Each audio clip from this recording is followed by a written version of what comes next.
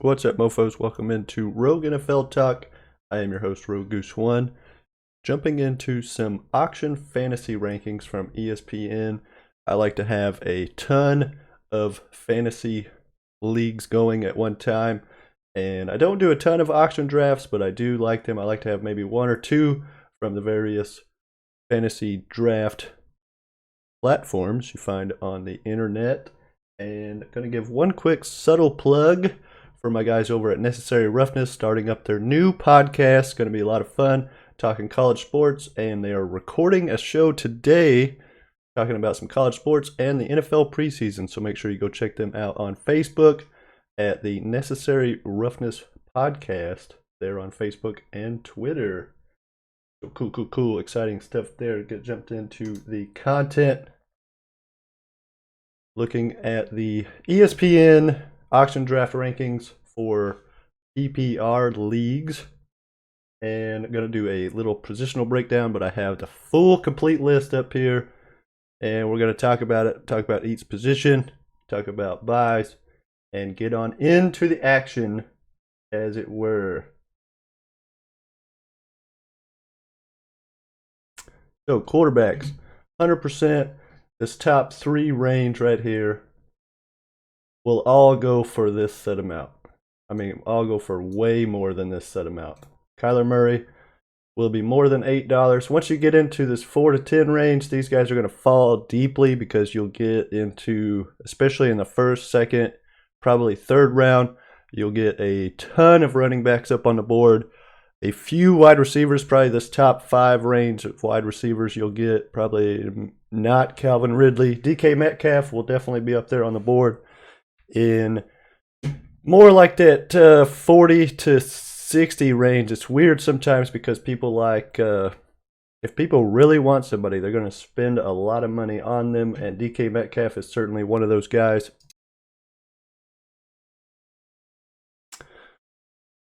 So here we are, Patrick Mahomes. If you're in a league and you're trying to get Patrick Mahomes, he will probably get in that 1 to 2 range, and you're looking at $20 to $30, just the way it is. On next week's show, I will be giving you guys my big board, not necessarily for auction drafts, but it does apply in some regard. But Patrick Mahomes, Josh Allen will definitely be in that $20 to $30 range for sure. And for me, I like to get 2 quarterbacks, so I'll pick somebody probably in this 5 to 10 range will be my first player. They will all go for more than this amount. Definitely. Ryan Tannehill, even this $2 is pretty ridiculous. He'll most likely be more in that, $10 to $15 range. And then for my second quarterback, somewhere here, I don't know, probably a top 20. Deshaun Watson, of course, could be a steal if he were to get on the field at some point this season, but he most likely won't. Somebody like a Trey Lance or, let's see, Justin Fields. I don't know where he's at. He's in here somewhere. Could be a little bit of a sleeper because you might get to play them towards the end of the season. One of these guys who are probably not the clear-cut starter from day one, but will be in that conversation probably after the team's respective buys. I think we have a list of buys. The 49ers bye week 6. So if you were to get somebody like Trey Lance, you're going to have to hold him most likely till week 7 before he sees any action at least. Where are the Bears? Probably jumping right out at me somewhere. Bears, week 10. So Justin Fields definitely starting after week 10. I probably see him starting earlier than that. I don't know their full schedule, but probably before week 10, I would guess. Then in your running back section, of course, you got Christian McCaffrey, Dalvin Cook, Saquon. The top 5 range, probably top 6 with Zeke Elliott. They're actually going to be pushing that $60 to $70 mark. Definitely Christian McCaffrey and Dalvin Cook. Just the way it is with the running backs.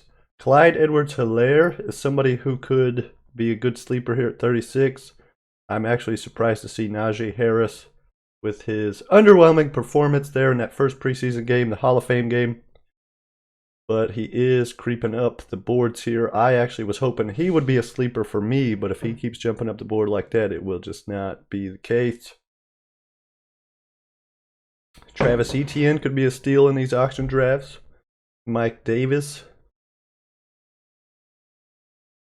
Let's see. Let's look at people for $0. Who's somebody we could pick up? Tony Michel. Wayne Gallman. Wayne Gallman is trapped in a deep 49ers running back room, so he probably is not going to be worth any money.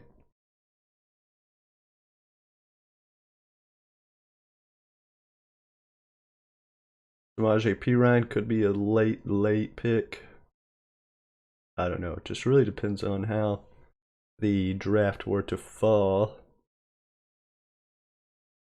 Mark Ingram could be a good pick there in Houston, as their passing game is going to be super balls. That's about all you have there. Maybe Carlos Hyde see some action there in Jacksonville. Kyle Juszczyk will get some passes. Definitely would not select David Johnson.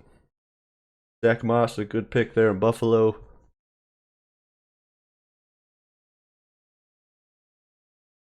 I don't know. It's going to be weird. It's going to be interesting to see where I have these running backs ranked in my big board when I come out next week with that big board. Wide receivers. Devontae Adams set to be the first wide receiver taken in these drafts, but of course Tyreek Hill, Stephon Diggs hot on the trail. Tyreek Hill, I've seen him go in mock drafts first over Devontae Adams. People still sleeping on Adam Thielen, of course. Julio Jones, I'm actually surprised not to see up higher. He is newly acquired with the Tennessee Titans and set to probably collect a lot of balls there, I would imagine.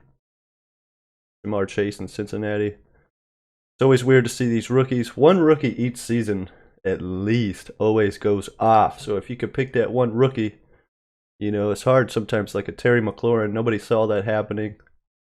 Odell Beckham Jr. back from a, what was it, ACL or MCL? He could be a great sleeper if you can get him for around this $11 mark. You probably will be able to get him close to that. Will Fuller in Miami. Speedster could be a good pickup. 2-3 years ago, I had Will Fuller the 5th on one of my draft leagues, and he did super awesome for me. Antonio Brown could be a good sleeper there. $0 mark, you could get some. Rashad Bateman definitely should not be in the $0 mark. Somebody has to take him. That's just the way it is. If I had to pick one rookie to go completely off, it is him. And then Traquan Smith could be a good call there in New Orleans, as Michael Thomas will miss, what, the first at least couple weeks of the season. Corey Davis, if you get him for $3, that's probably a pretty good pickup. We will see how he turns out there in New York. Brashad Perriman, probably a good pickup as well with Detroit. Jared Goff is not that great, but we will see. He's got to target somebody. Brashad Perriman could be that guy. Denzel Mims could be another good one in the Jets. Even these bad teams, they're going to have one or two guys that are great in fantasy. I wouldn't feel bad about putting my money there on Denzel Mims. Over to the defenses. You got the Buccaneers top. Defenses are always kind of a crapshoot, as you never know what you're going to get week to week. I'd love to carry 2 defenses, but you can't all the time, because I like to carry 2 tight ends as well as 2 kickers. So having 2 defenses is sometimes pretty hard, because you can get a week-to-week defense off the waiver wire a lot of times, especially like these Colts.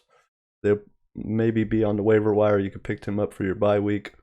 Kickers here. Harrison Butker, Justin Tucker, these guys definitely go for more than $1. But sometimes you can get lucky at the end of these auction drafts to pick up somebody like a Younghoe Koo. He definitely shouldn't be the number 6 overall kicker. That's just the way that is. He's going to be a great pickup. If he falls like this, I will take him every single time. And then tight ends. The one question mark I have on tight ends, Kyle Pitts.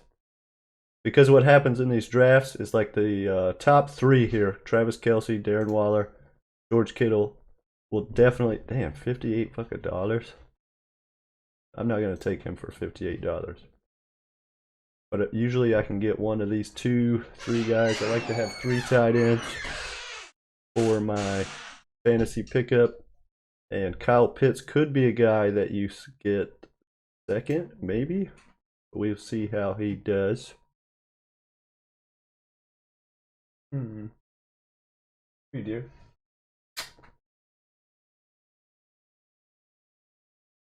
And there it is. That is all we have for the PPR League cheat sheet there for the 2021 ESPN Fantasy Football Draft Kit. It definitely is far off of what actually happens in these fantasy drafts, especially auction drafts. That's why I don't play a lot of them, because it's kind of shit, to be honest with you, but is what it is. If you like playing these auction drafts, I don't hate it, because they can be quite fun, but I'm more of a snake draft type of guy. But I will have probably 2 of these set up. Ooh, Eric Ebron, you could probably get him for $0. Who else you got? Irv Smith Jr., great pickup for my second tight end, most likely. Mike Gesicki. Jonnu Smith could be great in New England. And Robert Tonyan. There's a lot of good second tight end options there, especially for PPR leagues. But really, these top 3 guys are where you want to target.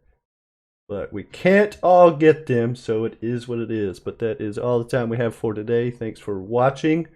Every week at 10 o'clock on Sunday. A great NFL show to get you started before the NFL kickoffs. I have been your host, Roguegoose1, and this is Rogue NFL Talk. Later, mofos.